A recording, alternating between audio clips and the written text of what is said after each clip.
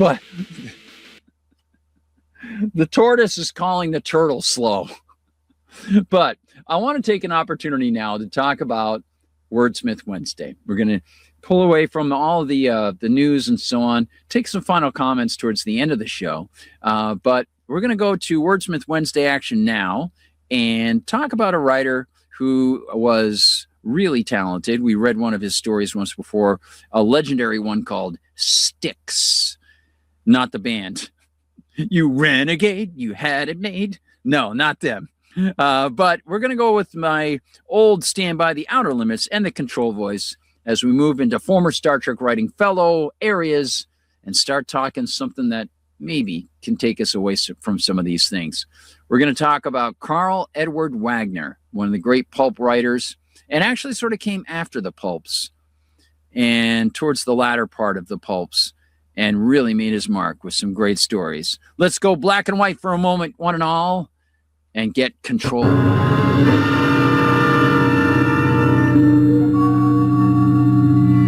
There is nothing wrong with your television set. Do not attempt to adjust the picture. We are controlling transmission. If we wish to make it louder, we will bring up the volume. If we wish to make it softer, we will tune it to a whisper. We will control the horizontal. We will control the vertical. We can roll the image, make it flutter. We can change the focus to a soft blur, or sharpen it to crystal clarity. For the next hour, sit quietly and we will control all that you see and hear. We repeat, there is nothing wrong with your television set. You are about to participate in a great adventure. You are about to experience the awe and mystery which reaches from the inner mind to the outer limits.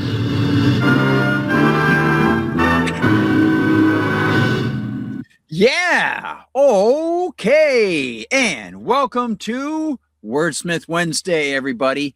Thank you for making it through to the midweek point, and thank you for hanging out for Liberty Conspiracy. And if you're watching this on our YouTube channel for former Star Trek writing fellow, and you know my background from script writing at The Outer Limits and Star Trek, you know why I played the Outer Limits theme there. And and you can always join us if you want to talk about breaking news Monday through Friday over at Rumble at 6 p.m. Liberty Conspiracy rolls live with great people in the audience, and we'd love to get you as part of our audience and share some thoughts with you. We talk about freedom and peace, and we'd love to have you there. Okay, now, as part of what I like to do to pull away from some of that talk about news and things like that, although I love to derive very important, long-standing, evergreen matters and knowledge from those stories that, regardless of the stories, you can remember the principles. I like to remember great writers. And so I want to tell you about a writer. I never met this man, but friends of mine were friends of his. So I want to tell you about a man who is famous as one of the great pulp writers in the latter part of the pulps and was influenced by the early pulp writers. Karl Edward Wagner is his name. And you'll see here on fantasticfiction.com, Karl with a K, Edward Wagner, was born December 4th, 1945, and died on the 13th of October, 1994. So he wasn't even 50 years of age. And he was an American writer, editor, and publisher of horror. And boy, he edited lots of great, great anthologies. He wrote science fiction and heroic fantasy, big time. I'll tell you about some of those things that were inspired by Robert E. Howard. And some people say this is just as good as Robert E. Howard stuff. Different, but just as good. He was born in Knoxville, Tennessee. And, of course, Knox County, not too far from where Glenn Jacobs abides. And originally was trained as a psychiatrist. His disillusionment with the medical profession can be seen in the stories The Fourth Seal and Into Whose Hands. So maybe a lot like Thomas Saz, the libertarian man who tried to warn people about many of the psychiatric profession's heads and lead thinkers. Of course, many of those people trying to control others through means of the state and be parasitic off the state. But Karl Edward Wagner described his worldview as nihilistic, anarchistic, and absurdist, and claimed not entirely seriously to be related to an opera composer named Richard. You can see he won the Bram Stoker Award in 1997, the British Fantasy Award in 1984, the World Fantasy Award in 1983, and look at all these awards and award nominations. 1975, he won for Styx. There you go, World Fantasy Award. We read that on the show last year. The British Fantasy Award for Best Short Story, To Sun Setting. World Fantasy Award for Best Novella, Beyond Any Measure. British Fantasy Award for Best Short Story, Neither Brute Nor Human in 1984. And Bram Stoker Award for Superior Achievement in a Fiction Collection, 1997, Exorcisms and Ecstasies. And you can see all of the nominations going way back to 1975. All right. Now, fantastic fiction is fun because you can see there a book that Karl Edward Wagner recommended, 1983's From the Heart of Darkness by David Drake, a collection of short stories by David Drake, of course. Many people are familiar with his fantasy and hard science fiction, military science fiction.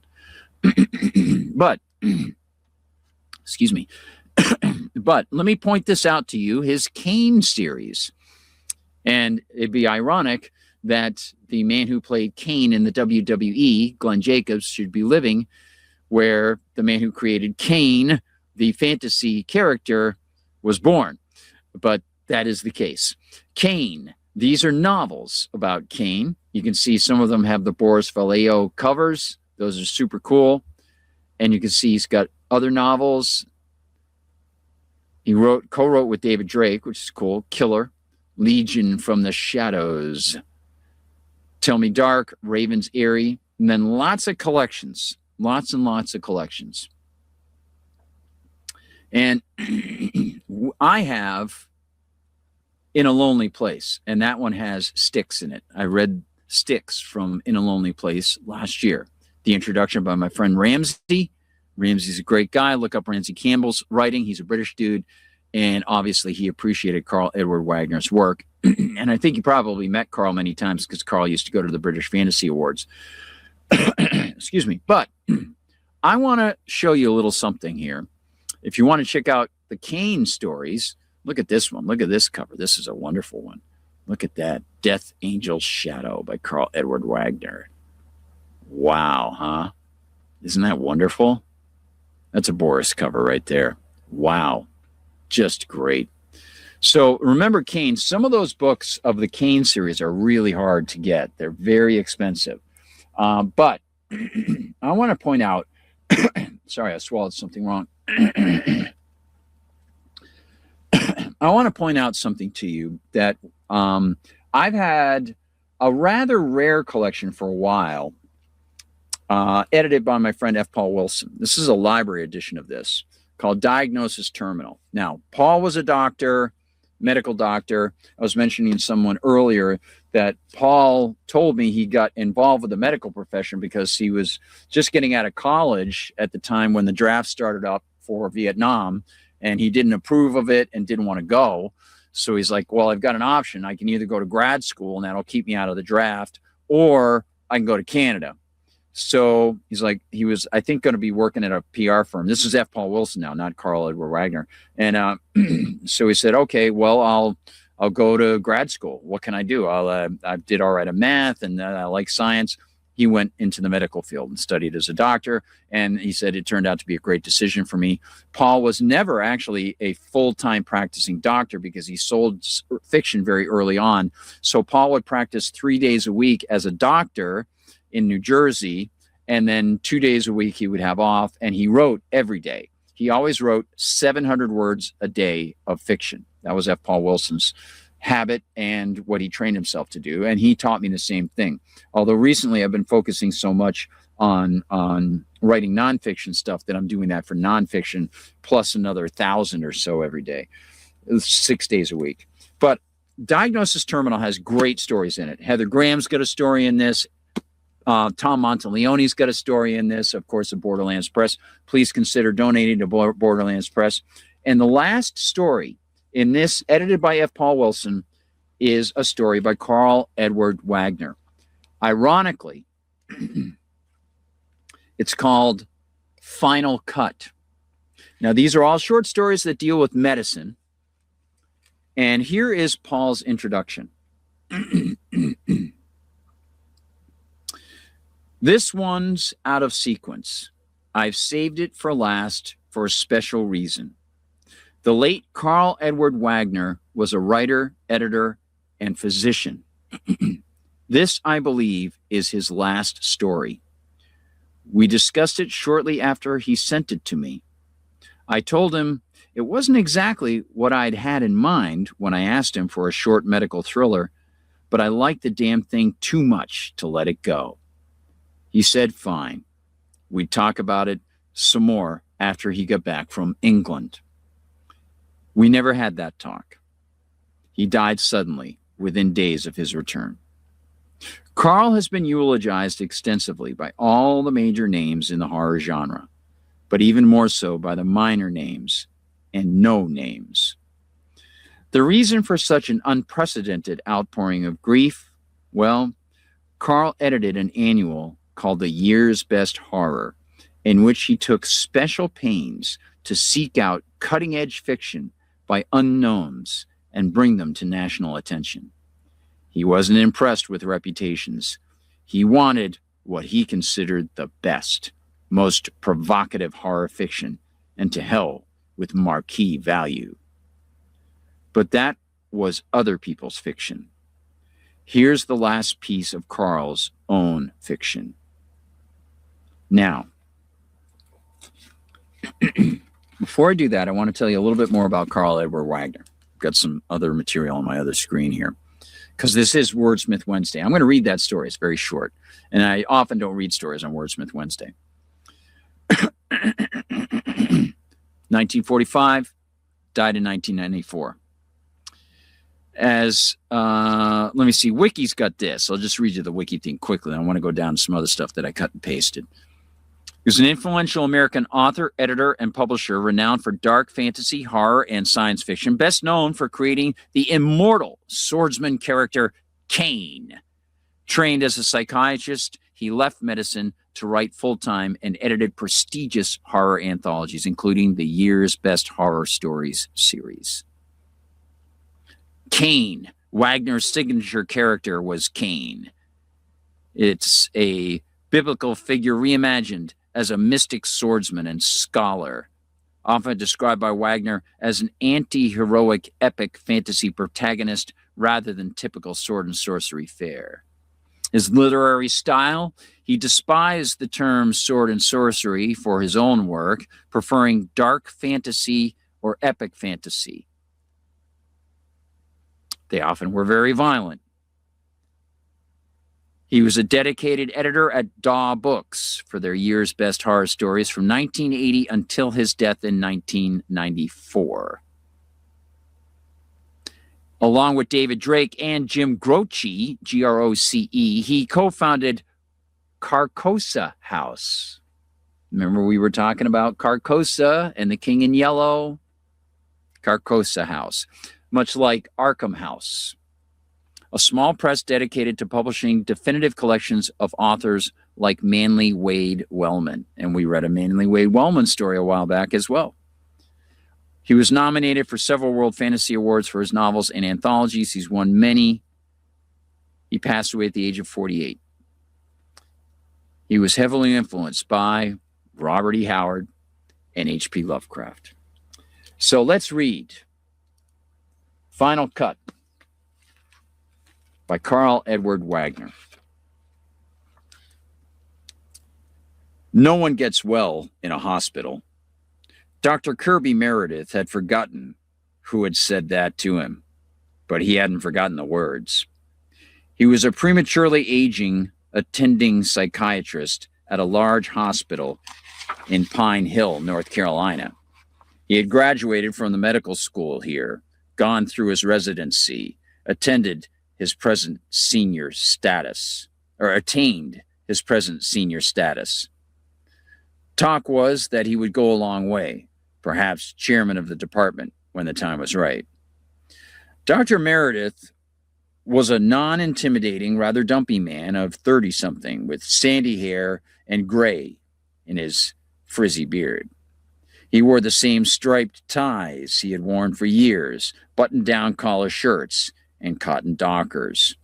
Still wore tight black leather dress shoes, and he pulled on a rumpled tweed jacket whenever he thought the occasion called for it. Weekly court commitment hearings held here at the center, patient's family inquiring as to family members' progress. Shrinks don't wear white. It's bad for patient rapport. He hated wearing ties. If he ever set up in private practice, it would be t-shirts, maybe a sweater, a cardigan. No, just the t-shirt. Or some jogging sweats. Not that he ever jogged. Assumed the air of informality, patient at ease. Dream on, though. Dream on. Dr. Meredith had just completed his rounds and was making medication adjustments to his charts, making mental notes regarding his students and staff, and considering journal club that evening, where he hoped his residents finally would be brought up to date on lithium therapy. There was a fine line between maintaining a manic depressive and killing him, and the foreign resident who had confused QOD with QID was going to speak at length upon the subject in broken English. Dr. Meredith, the nurse knew better than to interrupt him needlessly, and Meredith felt the tension. He says he's your cousin, and it's urgent. Thank you. Meredith picked up the phone. He shouldn't be receiving personal calls here unless from his wife or daughter. He worked hard, didn't like to be interrupted. Once at home, he could find time for friends and family. Kirby, said the voice over the phone. It's your favorite cousin, Bob. I've got a problem, maybe. Janice told me how to reach you at the hospital. What's the problem, Bob? Meredith thought Cousin Bob sounded drunk. He'd rarely seen him sober. Bob Greenwood lived about a half an hour's distance from Pine Hill and ran a small hardware business in a small town. They got together regularly to go fishing. Bob was always drunk. His wife and staff ran his business. I just started vomiting. Blood. Can't stop it. Meredith froze for a moment. How much blood? I don't know. I was cooking a steak on the charcoal grill, and then it just started. Is it bright red, or is it sort of like dark and clotted, like it's coming from your gums or sinuses, and you've maybe swallowed it and choked it back up? It's bright red, and there's more of it coming up all the time. Oh, damn. I got to hit the toilet. Meredith was very firm. Have your wife call 911. Emergency. Get over here without delay. You're likely bleeding to death from ruptured esophageal varices. Do it now. I'll be here for you. There's no time to waste. You'll be dead in an hour. Possibly putting it a little too strong, but Meredith phoned 911 himself with frantic details. Maureen Greenwood had already called. Meredith hovered about the emergency room, getting in the way while explaining why an attending shrink was in the way. He was well liked, and the staff were ready when the ambulance arrived. Bob's hematocrit was down to 10. For someone who liked to take down record lows, that was low. Typed and cross-matched, the units of blood finally flowed into his arm. He didn't go into shock by some miracle. A balloon was inserted past his esophagus, reducing the bleeding, and his blood pressure finally stabilized at 105/90 from 60/45. He should have been dead. Dr. Meredith observed but stayed out of the way. He wouldn't want 2 or 3 other shrinks all giving therapeutic advice as he interviewed his patient, and he respected professionalism. Instead, he made frequent visits to Maureen, who had left the waiting room for the chapel, and reassured her as she spoke with the priest. Dr. Meredith was an atheist, but therapy was therapy. Janice was coming over to be with her. Cousin Bob was fully stabilized by 3 in the morning and off to intensive care. Dr. Meredith checked Maureen into a nearby hotel and promised to phone if there were any complications, then returned to his office in the psychiatric wing and fell asleep on his couch. Meredith woke up about 7, very groggy, but too concerned to go back to sleep. He brushed his hair and brushed his teeth, washed his face, and sprayed his armpits, put on a fresh shirt and tie from his file cabinets, and he wondered why he bothered to pay a monstrous mortgage for their home. He phoned his wife to see if she might stay with Maureen a few hours while Ashley was at school, and to say privately to Janice that things weren't going well. She knew that, and that he'd be home for dinner on time. Well, she doubted that. Hell, perhaps she knew his hospital was his home. Dr. Meredith knocked back a cup of coffee at the administrative office, had another, tossed $1 into the coffee fund. He hated coffee. About time for morning rounds, and then he had group at 11. He wished he were as young as his med students, or even the residents.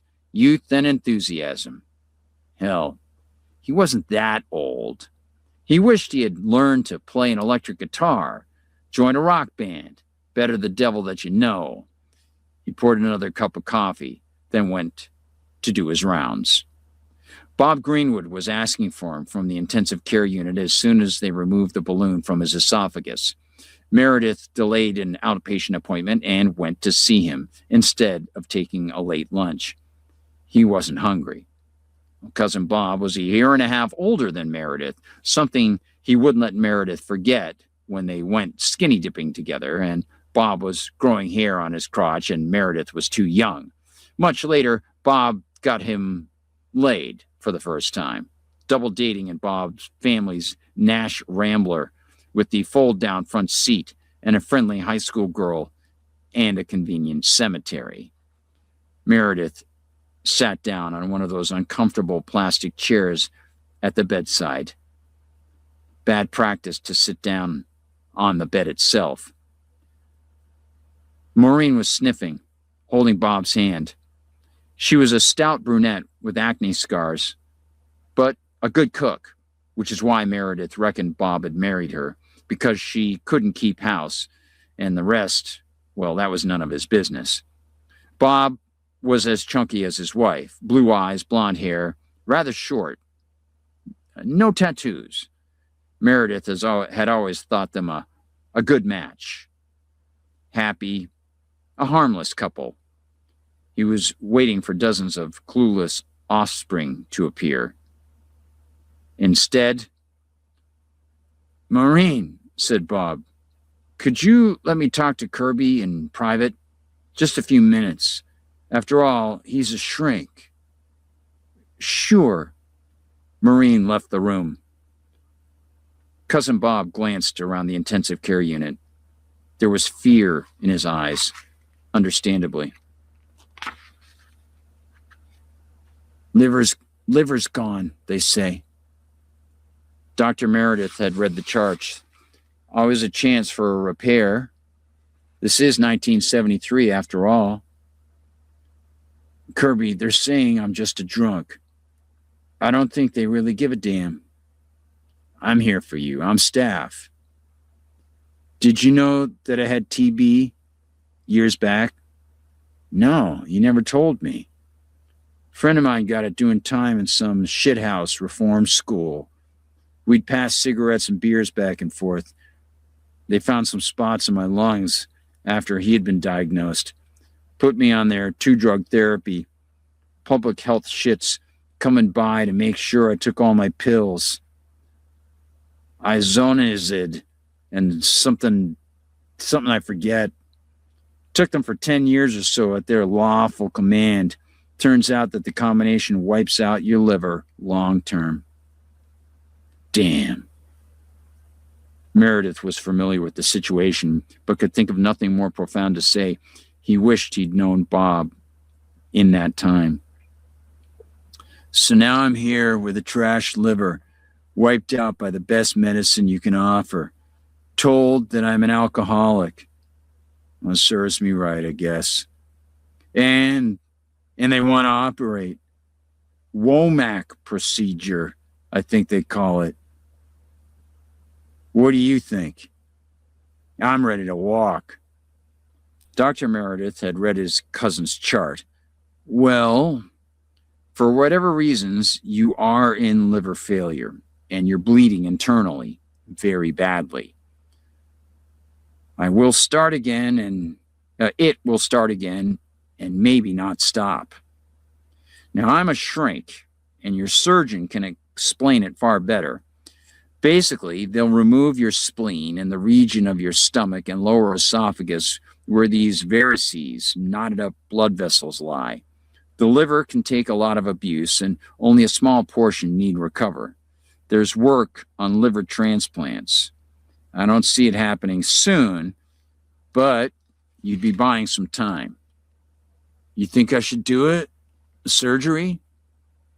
I don't see any real choice. I mean, if you start bleeding again... Bob grabbed his hand weakly. Kirby, I'll go for it on your word. It was a non-elective case, and surgery was underway by lunchtime the following day. Meredith bought a stale ham sandwich from a machine, munched on it, and phoned his wife. Well, she wasn't home. He fumbled around the desk and found some Maalox. By the time he had had sessions with a few patients, it was growing dark, and Cousin Bob had made it through surgery. Meredith spoke to him in the recovery room, and he phoned his wife. She wasn't home. Meredith went back to his house. He microwaved a low-cal dinner and ate part of it. Bob seemed to have come through it all very well. Maureen was at his bedside. Meredith persuaded Janice to visit with her when Janice could spare the time. I have a dream, Kirby, Bob told him 2 days post-op. I'm not sure... I had a dream, Kirby, Bob told him 2 days post-op. I'm not sure it was a dream. Do you want to talk about it? I climbed out of my bed and pulled out the IVs. I was fumbling my way along all these corridors, lost, just trying to get out, go home. I was somewhere in the basement. I don't know how. I pushed open a door, thinking it led out. Only I was in the hospital morgue. 2 doctors were doing an autopsy on a man. I think the man was me. I must have fainted, but I remember someone taking me back to my room. I'm afraid, Kirby. Dr. Meredith considered. He decided to be reassuring. Near fatal illness, major surgery, anesthesia, pain medication. Not an uncommon sort of nightmare. Just rest and let your body heal. Just ask the nurse to call me if you have any more bad dreams. He examined the charts just in case and found nothing out of the ordinary. All of this was at the end of June. July brought in a new crop of interns, freshly graduated from med school and eager to excel. Dr. Meredith lost a few of his residents, gained a few more, none of whom seemed promising, but that was his task, to bring them around. When he closeted himself in his office, he studied travel brochures. Cousin Bob was now 5 days post-op and starting to take semi-solid foods. He choked on the cherry jello. Maureen pounded his back and shouted for help. By the time the nurse arrived, Bob's breathing passage was clear, but the spasms had opened some sutures, and this was causing pain and some bleeding. The nurse called for an intern. The intern had only just arrived at the medical center, knew nothing about his patient, saw the post-op abdominal incisions and fresh bleeding, obvious severe pain, and ordered a liberal injection of morphine to quell pain and agitation. He hadn't thought to check the charts for liver function, but he had been told that the patient in 221 was a hopeless drunk. Whatever. Who cares? Cousin Bob died before Dr. Meredith could rush over from the psychiatric wing. Janice came to be with Maureen. Meredith followed the body to the basement morgue. There would be an autopsy, although it was obvious to most idiots in white coats that a patient with minimal liver function had been massively overdosed. Damn, he's back again, the chief pathologist was breaking in another pale and trembling med student. Meredith suspected he enjoyed this sort of thing, or he'd leave this to residents. What do you mean? Patient stumbled in here a few nights back. Guess he just couldn't wait. Nothing in his chart about that. One of your patients? Well, orderlies don't like to report a fuss when there's no harm done. No harm done. Oh, looks bad for the hospital. No one ever gets well in a hospital. Dr. Meredith wandered from the basement morgue, seeking his office. The oppressive walls, soaked with pain and rage, pressed down on him. He thought of 1,000 Cousin Bobs, slowly, painfully killed by the best efforts of modern, unfeeling medicine. No one ever gets well in a hospital. Tomorrow, he would clear out of his office, and tomorrow couldn't come soon enough.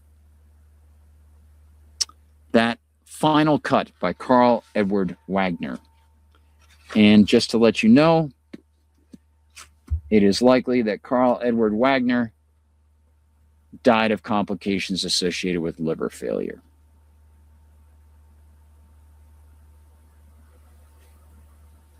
At the age of 48. So, just a little something to read about a guy I would highly recommend. His story Styx is a classic. He's got novels that are high fantasy, sword and sorcery. Other novels that are straight up adventure novels. Show you Killer with David Drake. Look at that one. Wow. So check out Karl with a K, Edward Wagner. I think you'll like him.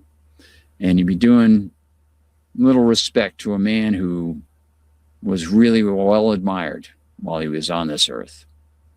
You can also pick up, of course, In a Lonely Place, which has the short story Styx in it, and the introduction by Ramsey Campbell. In a Lonely Place. Great artwork on that, huh? Imagine finding that place out in the middle of the woods. So thanks for hanging out, everybody. It's 8:38. I'm going to clear out and suggest that you check out Angry Tiger's program. And, Mark Young, he's got a comment about Thomas Saz. Says, I read Ideology and Insanity by Thomas Saz back when I was a psych major before I dropped that major. Oh, yeah, Thomas Saz was a courageous guy, wasn't he? He really spoke up. I'm sure Karl Edward Wagner and he would have had a lot to discuss. They would have agreed on many things, I'm sure. I'm sorry I dropped a couple of those words here and there. Hopefully it wasn't too bad. I hate it when I drop words. But again, it tells you it's not AI, right? And by the way, I hope I can recommend some of the YouTube channels that I know are human beings reading them. There's one which is a great channel called Quasar Spectra. Quasar Spectra. That's read by a guy Great guy. Then, of course, there's Horror Babble, which is terrific. You can check out Horror Babble. And I'll give you more later that I think you'll really like that are YouTube channels. Wonderful YouTube channels. Quasar Spectra, Horror Babble. And there's another one, a woman named Miss Worm. Miss Worm. Good stuff. All right, I'm going to hit the road. I'll let you sift through and cogitate and digest that. We'll talk about the latest on the news tomorrow. And I am working towards doing the midday show. Got to get the fundraising going for the publishing company, so that'll give me the room to start doing that. And we're going to do a lot more interviews. So that'll be terrific. And again, if you want to join us, we'll do the open lines on Friday as well. All right. So thanks, everybody. God bless you. And if you contributed and I missed your contribution, please accept my apologies, and I really appreciate it. Just drop me a note here, and if there was a comment you wanted me to read or anything on Rumble, that's great. Remember, you can support both former Star Trek writing fellow, and you can support Liberty Conspiracy over at the Gardner Goldsmith Substack. And for your donation of a few bucks a month, you're going to get every day, Monday through Friday, the news notes with embedded video, all sorts of stuff. And we're starting to build more on the fiction side of things, describing things you might enjoy for fiction too. So I'm looking forward to even more of that. So thanks, everybody. Thank you for your help. And remember, we are trying to build after leaving MRC TV, and that was quite an experience. They were good people. Change of the hierarchy up there, but Eric Shiner can't ask for a better boss. He was a great guy, and he let me be critical of the Zionist experiment, and that was great. Now, little change there, so try to do it on our own. We'll do our best. I'm going to leave you with the Outer Limits outro, and check out F. Paul Wilson's work as well. I think you'll really enjoy F. Paul Wilson's stuff. He's great. This is going to be a short one. Thank you. God bless. We'll talk to you in David Knight's chat tomorrow. Take care. See you in Angry Tiger right after this Rumble. We now return control of your television set to you until next week at this same time, when the control voice will take you to the Outer Limits.